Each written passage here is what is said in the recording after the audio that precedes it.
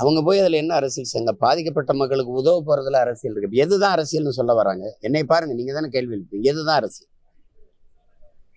சரி, யதார்த்தமா தீ பற்றி எரிஞ்சிருச்சு. உடனே போய் அதை அணைப்பதும், அதுக்கான பாதிக்கப்பட்ட மக்களுக்கு உரிய உதவியை செய்வதும், அதுலதான் காயம்பட்டிருந்தா அவங்களுக்கு உரிய மருத்துவத்தை கொடுக்க செய்வதும், அதெல்லாம் யாருடைய பொறுப்பு? அது ஒரு அரசியல் இயக்கம் போய் செய்யும்போது ஆர்வப்பட்டு அந்த தமிழக வெற்றி கழகத்தினுடைய நிர்வாகிகள், பெண் பிள்ளைகள் போய் உதவும் போது அதை தடுத்து இதை விதிச்சு வயிற்றுல மிதிக்கிற அளவுக்கு அது என்ன பெரிய குற்றம் ஆயிடுச்சா? அது தேச துரோக குற்றமா?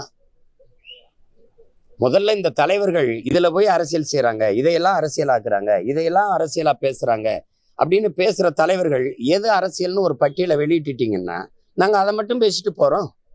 எதுதான் அரசியல்?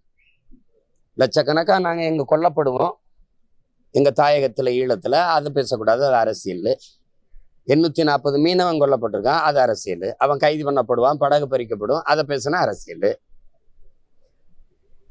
60-70 ஆண்டுகளா குடியிருந்த மக்களை திடீர்னு ஆக்கிரமிப்பு நீ இடிப்பீங்க.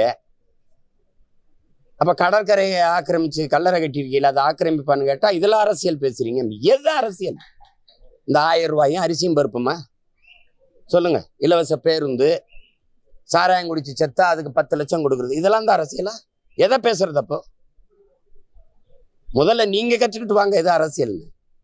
பாதிக்கப்பட்ட விபத்தோ இதோ தீ எரிஞ்சிருச்சு, குடிசை எரிஞ்சிருச்சு, வீடு எரிஞ்சிருச்சு, மக்களுக்கு பாதிக்கப்பட்டு நிற்கிறாங்க, அவங்களுக்கு அரிசி பருப்பு கொடுத்து துணிமணி கொடுத்து உதவணும்னு போறதுல அரசியல்னு பேசுனா என்னது? அது உதவி, அது சேவை. அதை செய்ய வந்த பொண்ணை எதுக்கு கீழே விழுத்து வயத்துல மிதிக்கிறதெல்லாம் எவ்வளவு பெரிய கொடுமை அது.